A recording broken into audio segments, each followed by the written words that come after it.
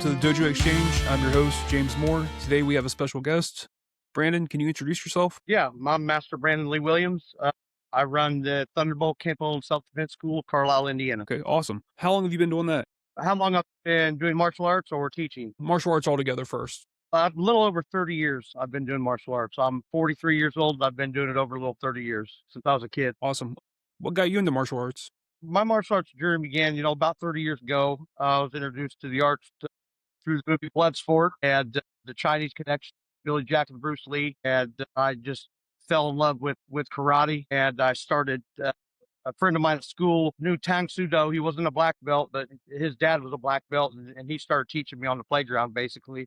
And he moved away. So after that, I being my obsession with martial arts, I just started getting every book and video I could buy from the library, spending all my allowance on Black Belt magazine, and learning from books and whatnot. And my parents ended up putting me in the local karate school in Sullivan, Indiana, under Grandmaster Ron Reed, and I studied Shotokan and I studied jiu-jitsu there. And I I'm a big Elvis fan. I'm obsessed with Elvis. I've been since I was a kid, and I seen the Kenpo karate crest on his guitar one day, which was Kenpo.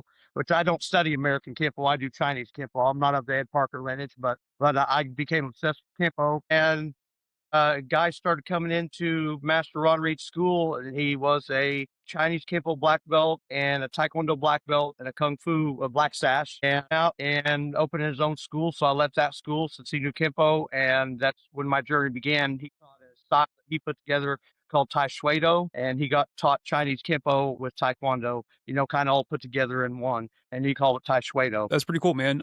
Did you ever imagine that you would be teaching your own dojo? Is that something you wanted to do from the start, or how did that happen? Yes. I just wanted to study first. Like I said, I was just absolutely obsessed. And, then when I found out what Kenpo was, I just became obsessed with it because, hey, Elvis Presley was doing it, and I thought he was just awesome. So I still do. But yeah, I think from the get go of the first martial arts movie I ever seen was Bloodsport. I always wanted to be Sito Tanaka, the guy teaching Frank Dukes in Bloodsport. I always thought that's me. That's what I want to do from the time I was a kid. Yeah, man, I love Bloodsport too. That was one of my favorite movies growing up. Yeah, it shaped my life. It really has. Same. A lot of us, honestly. So, what can you tell me more about the difference between Chinese Kenpo and American? I come from more the Matosi Williams Kenpo, where Ed Parker kind of broke off and started his own system. If that makes sense.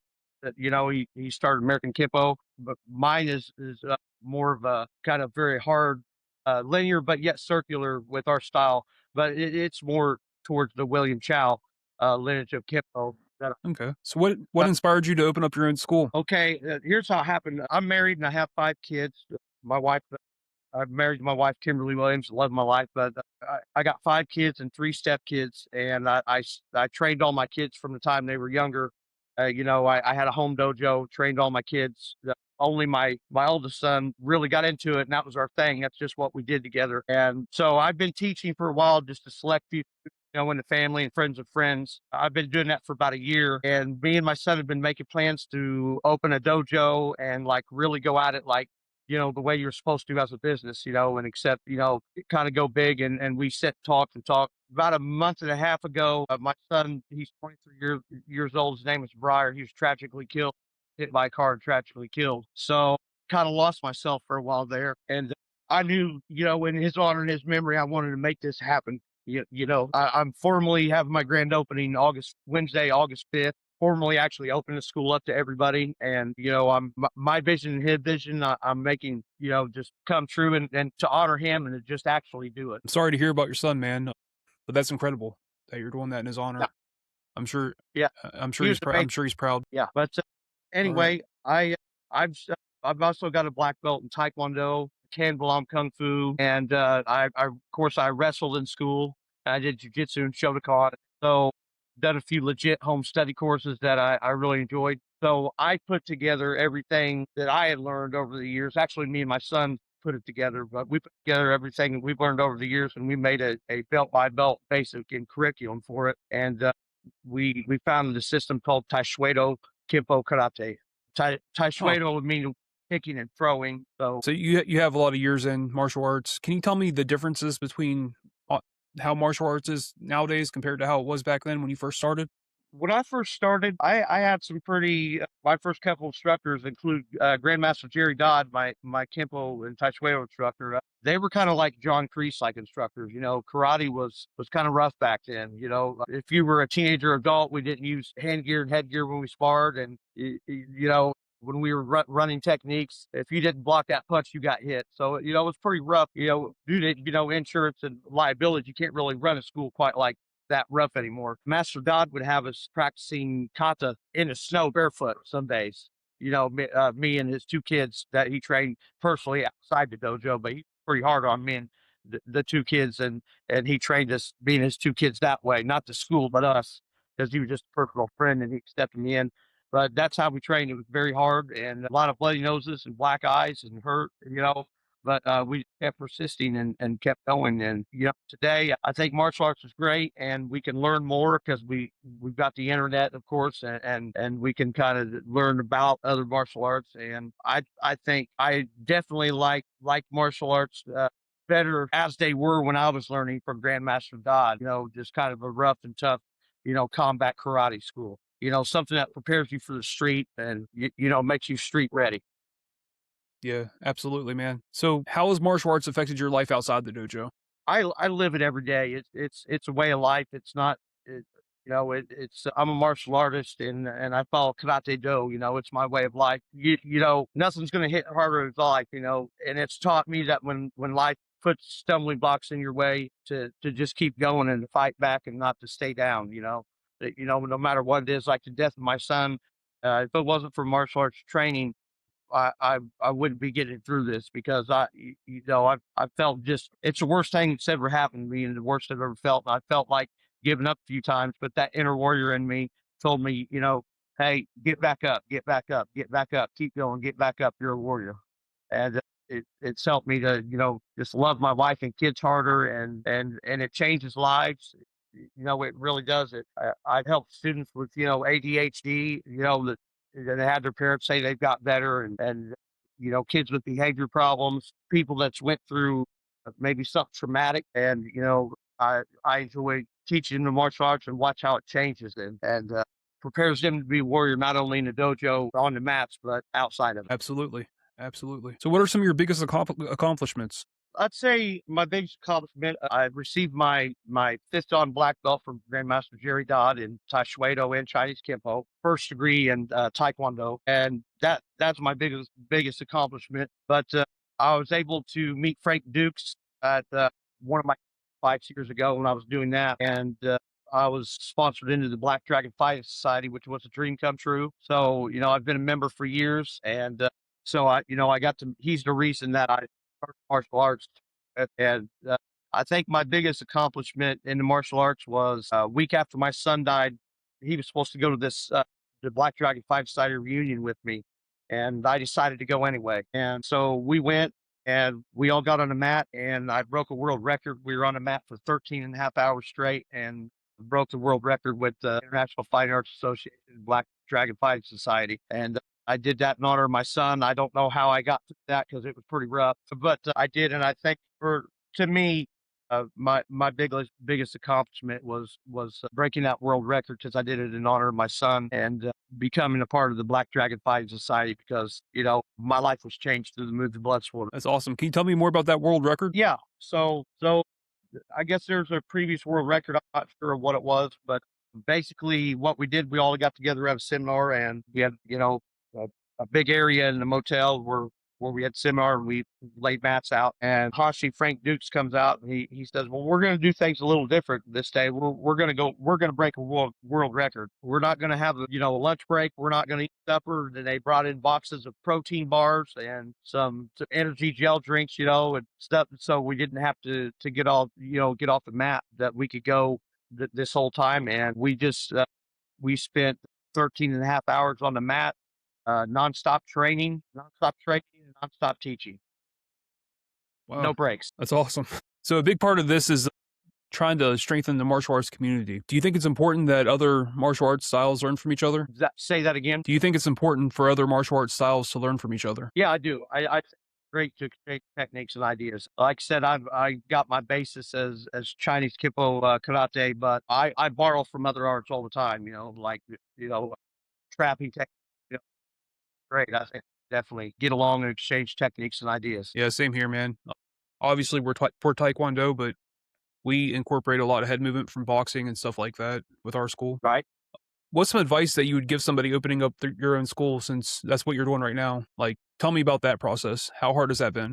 Well, like I said, I've trained people like within the family and just close friends, for quite a while now. Me and my son did, but we had a vision and an idea to actually formally open a school. It you got to have a vision, first. And once you got that vision, you gotta kind of follow through with it. Decide why you're doing it and what you want to do, and just you just got to move forward and go for it. It's something that I believe I was made for this, and yeah, my advice is just, have a vision, know what you want to do, and give it all you got and make it happen. Awesome, awesome. So, what values do you try to pass on to your students? I try to pass on, honor and integrity, perseverance, dominable spirit, just standing your ground on the mountain in life, respect. We teach a lot of, yes sensei, no sensei is very important. When you're told to line up, you line up. I pass on those principles, I guess you might say, or tenets of the martial arts. Yeah, yeah, absolutely, man. We have the tenets of taekwondo, and that's the code that we live by, and it's very similar. That's awesome to hear. So, what state are you guys in again? Like, where are you guys You cut located? out Say that again. You cut out on me. Where's your dojo located at, so people can find you? Mike located in Carlisle, Indiana. Okay, awesome. And what nights are you guys open? Well, I've got way things going right now. I've got a sensei myself.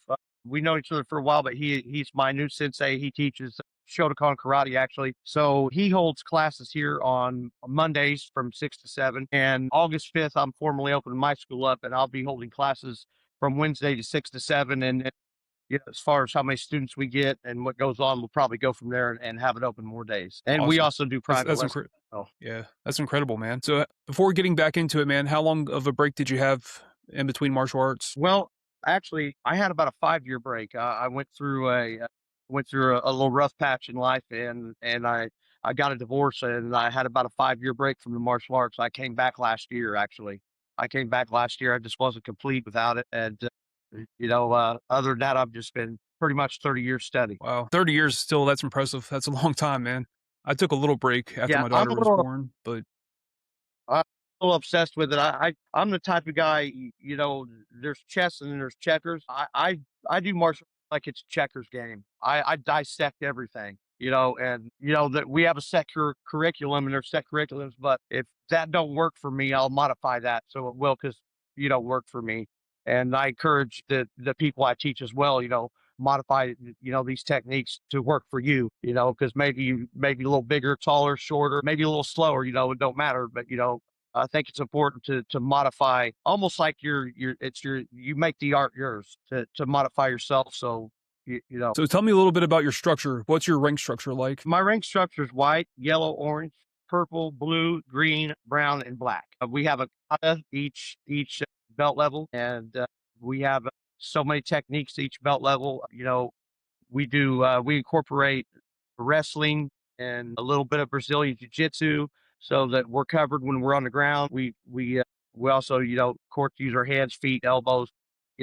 We cover everything, everything. So if we're put in that position, we know what to do. Yeah, yeah. So where do you think the future of martial arts is headed? I think it's actually heading pretty good. I've noticed some of it's got weaker and weaker, but not all of it. Not all of it. I mean, there's I'm not too crazy about the McDojos. Let's just say that. I think as far as that, it's kind of got weaker and weaker in some place. For instance, I've seen schools where they have a certain belt test, at a certain date, and everybody tests, and usually everybody gets their belt. Well, I test when I believe they're ready, so hopefully they will pass. But we test individually, in front of a board, but I don't test them at like a certain date. And if they don't pass the test, they don't pass the test. Don't just give their belts to them. They earn their belt. And I think fortunately a lot of schools they have where everybody tests at a certain date, and nobody flunks. That's unfortunate, but it is a reality of a lot of I've been noticing lately. Yeah. Yeah, I've seen that a lot too. I've seen that a lot too, man, and I really like that you're not like that. It's crazy. What about the online learning stuff? I see a lot of that. What's your opinions on that? I've done a few home study courses and earned black belts in read what's it called? The Shinte Ryu Martial Arts Association, headed by Master John Kozat. He's got a lot of programs out there. I did his Kanchu Kenpo karate course. I loved it. I'm fifth degree black belt in it. I think it's great, but yet I already had a foundation of that too. So I don't Yeah, know how it would work for somebody that's never had any experience. I don't know. I guess that'd be on them. yeah, But I know for yeah. martial arts experience, I think it's a great thing learning online and by video, and it could definitely expand your knowledge, I definitely. know a lot of us, we kinda transitioned to that during the 2019 COVID pandemic, but I'm Yeah, glad that schools are open back up and, we're back to training. yeah, yeah, absolutely. How did COVID affect you guys? It was terrible. We were actually doing the same thing like I do now, training, family and friends and their friends that, at the school, but not like a formal open dojo. But we had to stop all that. Of course, Yeah, my kids still with me, so I got to train with my kids and everything, but everybody else was kind of excluded out. It was very scary. And I did a lot of online training too with some different instructors of mine, like, kind of like we're doing through video, and I mean, it kind of sucked, but it was there, which was good because it gave us something. yeah, absolutely, man. Yeah.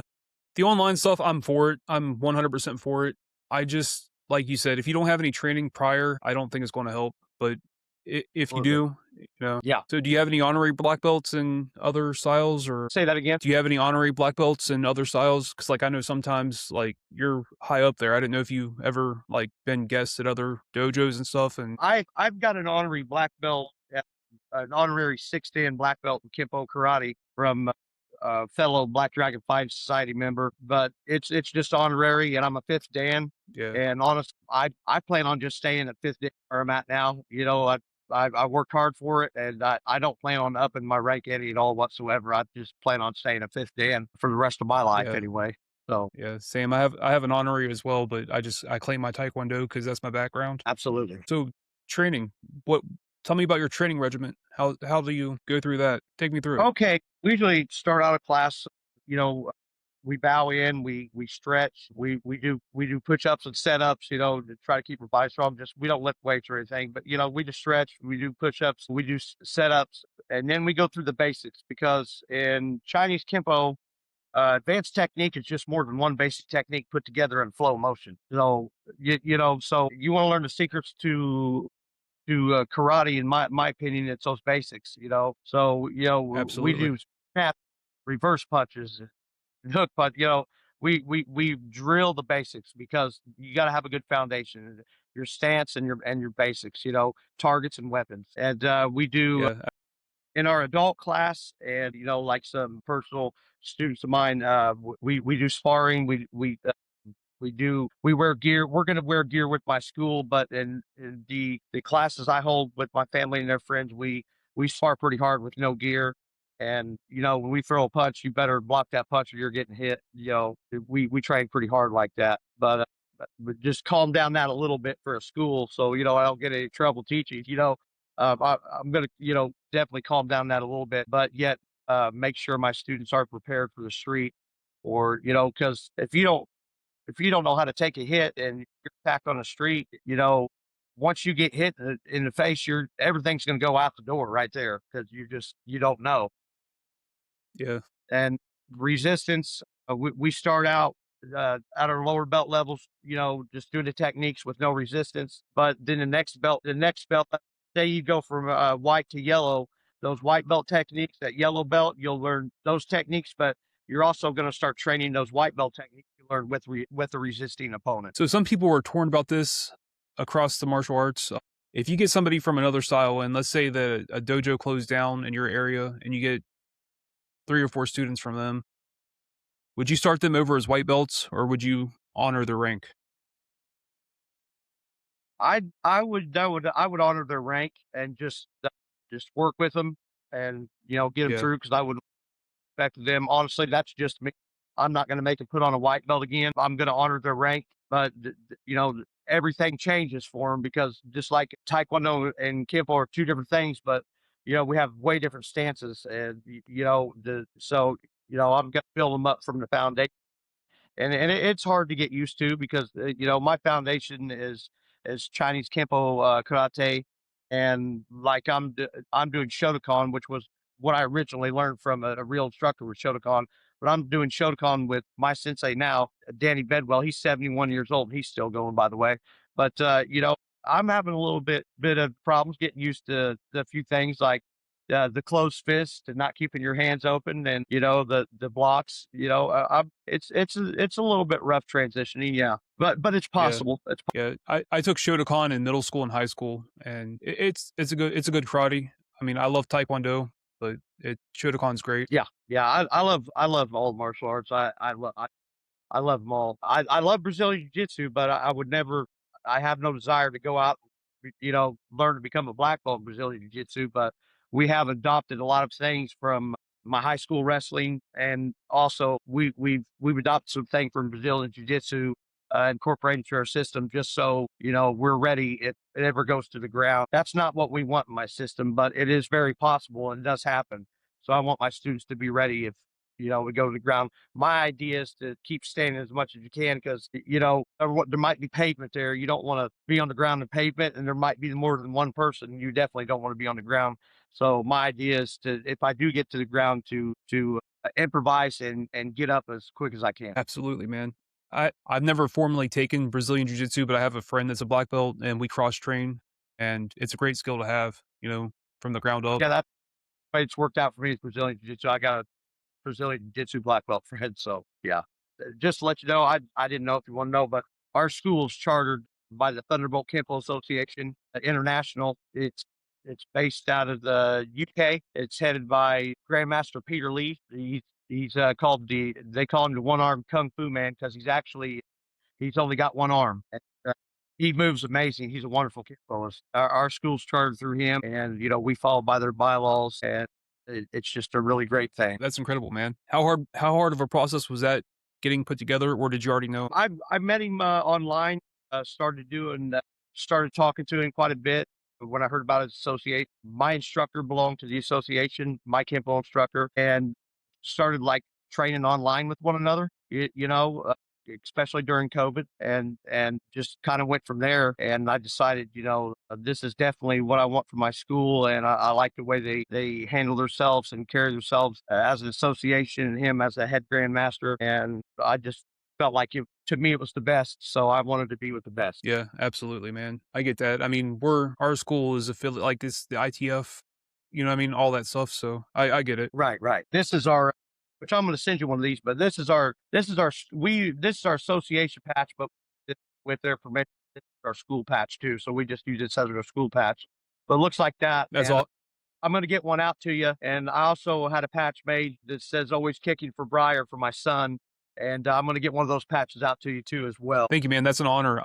I got patches made. Once they come in, I'll send you one as well. Sounds great. Sounds great. Yeah. Eventually, the goal is to have them behind me on the podcast. I'm actually at the dojo right now, but eventually, I want to get my own room and put the patches on the wall. Yeah, yeah. I'm in the dojo too. Actually, I'm in my dojo too.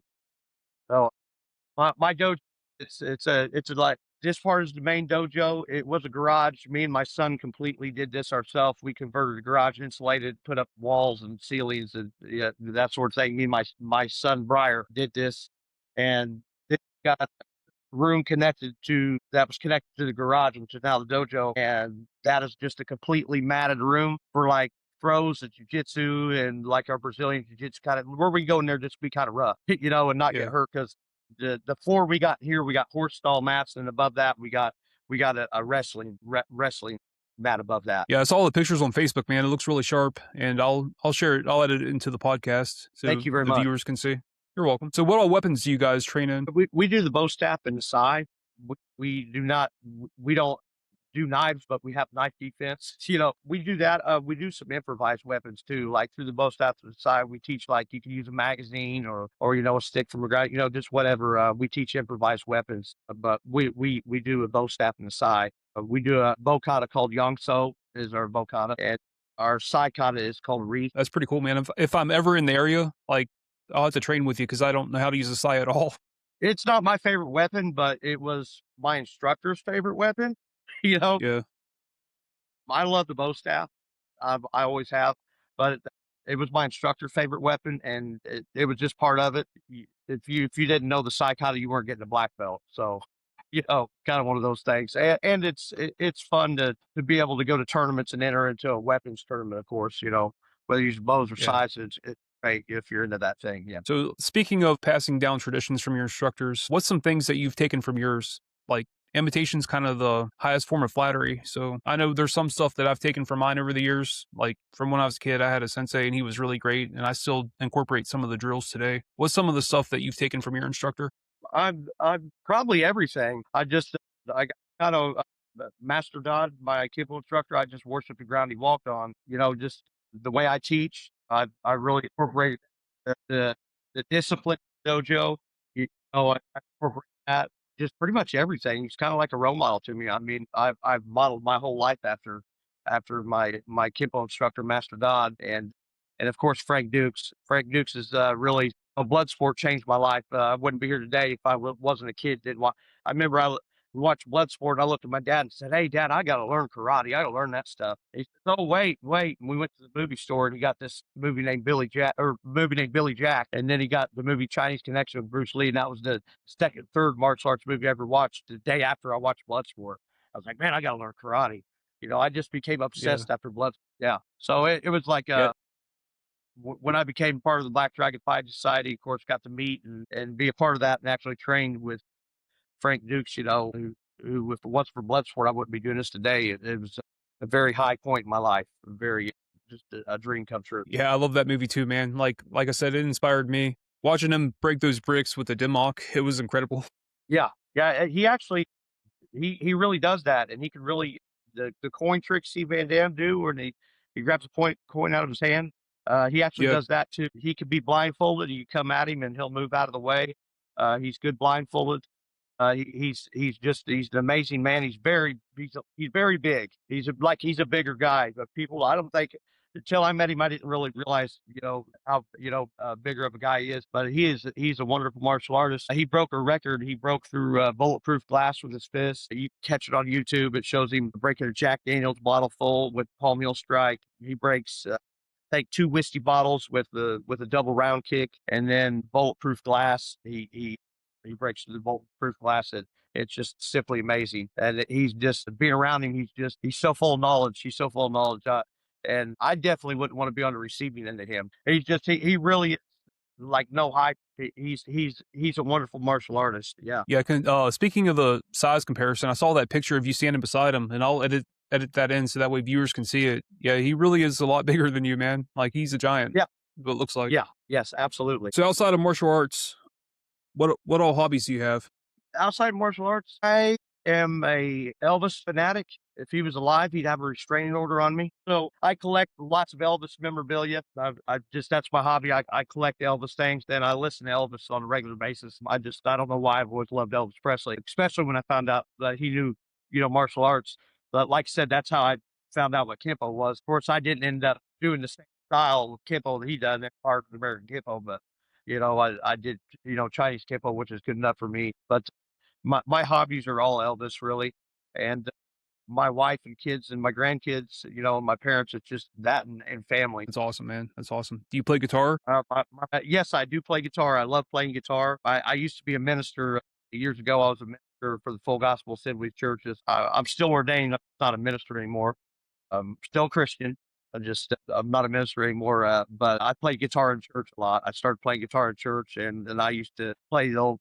I used to be guitarist at church and preach. So yeah, I love playing guitar. I play lots of country, lots of gospel, and my Elvis guitar playing. I just can't play that music. I don't know why. I don't know what it is, but I just can't catch on. The reason why I asked, man, it blows my mind how many martial artists all have stuff in common. Like I've been playing guitar since I was a kid, and I've met so many others that play some form of musical instrument. You know what I mean? Yeah. My current sensei, that holds classes at the dojo every Monday.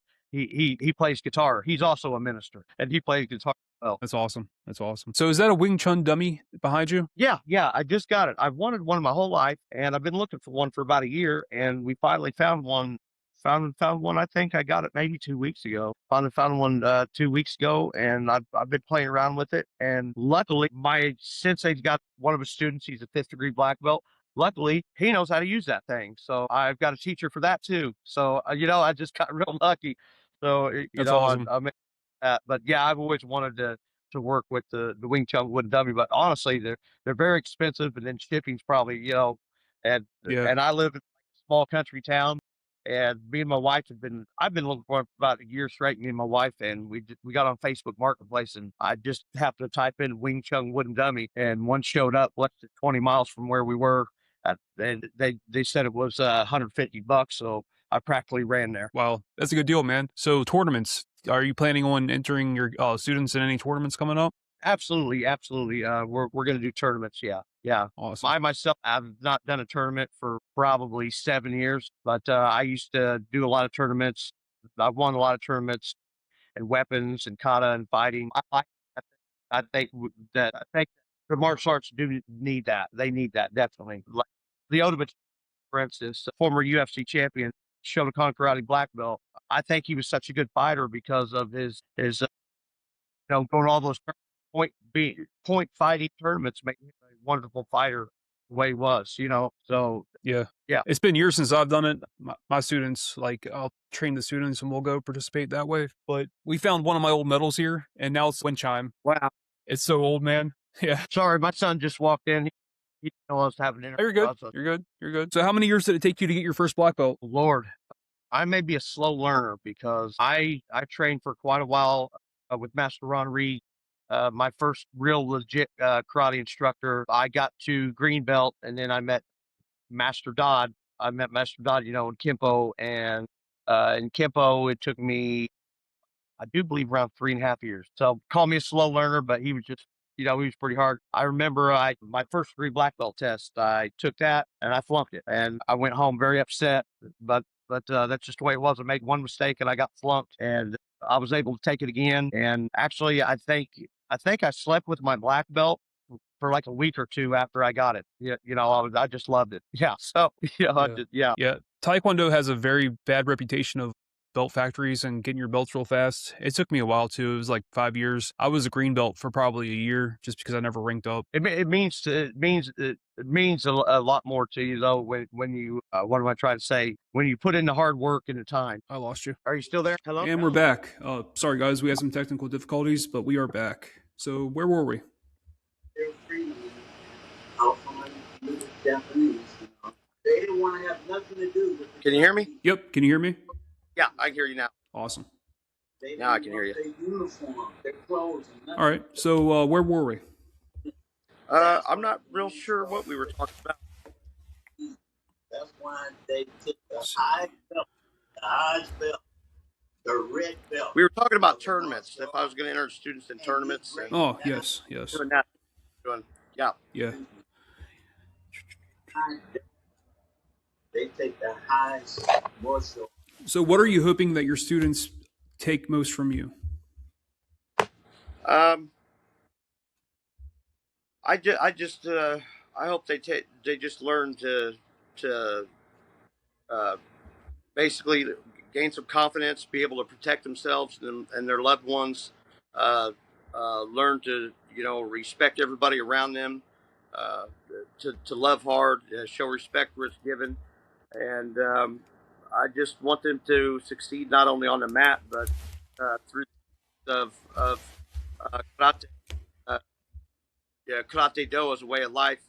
I hope that they take that as a way of life and live that in their life outside of the mat. Because I mean, like I said, it's tremendously helped me.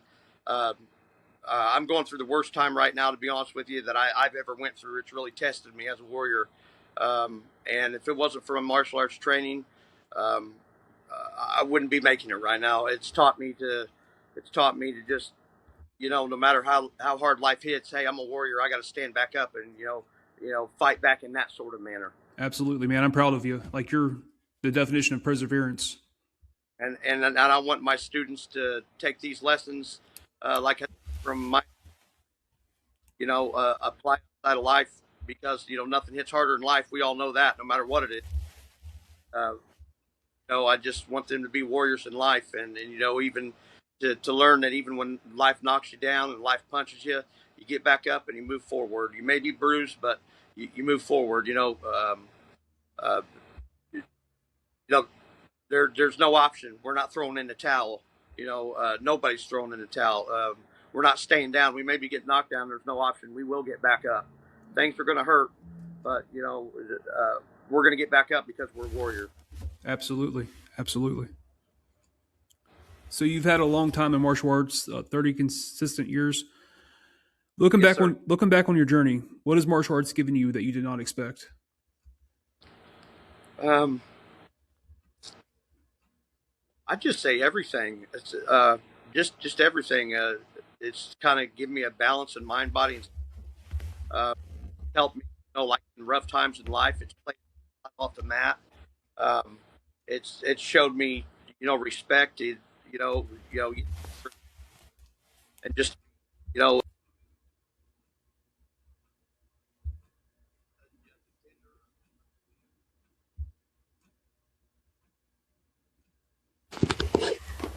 a defender of the weak, and just you know it, it's just taught me how to be a man. Really, it's taught me how to be a man and a productive citizen in society. Absolutely, man. Absolutely. I feel that. It's changed my life the same way.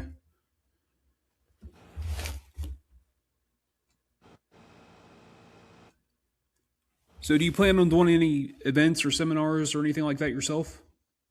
Absolutely, absolutely. After our grand opening, we're going to start planning on doing some seminars, open to the public, and some demonstrations to, kind of get us out there. And yes, I plan on doing seminars for, not just the students, but just anybody. Yeah. Awesome. Awesome. And I'll make sure to link your Facebook page and where people can find you on the Yeah. podcast. Yeah. I got my school on my Facebook too. I don't know if I sent that to you, but Yeah.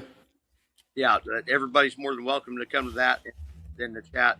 Everybody's more than welcome to come in. And we don't. I don't mind a little criticism. I take everything as advice. If if somebody says something, I really will look at that. That hey, maybe they're right. Maybe I need to change that. So That's the one thing about true martial artists, man, is we never stop learning. right, right. Yeah, I'm more of a student than I am a teacher. Same, same. I am. I just love to learn. I love to learn from from all martial arts and everybody. I just love to learn. I love it. Yeah, that's the one thing I've learned from my instructors is the best ones never stop learning. Right. I think kids really need everybody needs martial arts. I think, but I think kids in this day and age really need martial arts. I mean, um, even bowling is different. When I was a kid, teenager, I noticed the bully, uh, was the type of guy you punched him in the nose and he never bothered you again. Yeah, Bullies these days, I noticed with my kids growing up, they're tough. They're fighters. They're tough. They're not just bullies like when I was in school. You yeah, stick up to them, and these ones don't back down, and they're tough.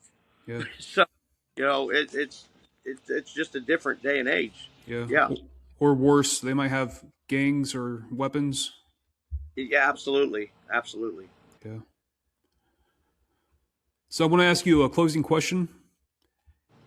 If you could leave one lesson for the next generation of martial artists, what would it be?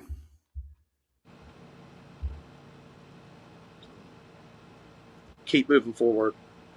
Yeah, Keep moving, persevere. yeah, just keep persevering, and just keep moving forward in your training.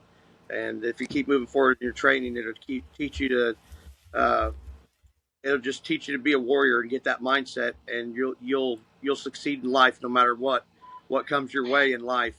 Uh, it don't matter what comes your way in life. You take what you learn off the mat and apply it to your life, and you're going to make it. Just keep moving forward, and I think we'll be winners. Absolutely, man. Master Brandon, it's been an honor having you on, man. Thank you so much for being a part of this. Thank you for letting. Absolutely. And we'll do this again. I want to see your growth, your school. So, like, a couple months from now, we'll retouch and see how good things are moving forward for you. Yeah, that sounds great. Absolutely. All right, man. If you ever need anything at all, reach out. If you're ever passing through the East Coast up here, stop by the dojo. You're more than welcome. Yeah, and you're more than welcome here too as well. Same, man. Love to have you. Absolutely. All right, buddy. I'll talk to you later. Thank you very much. Same.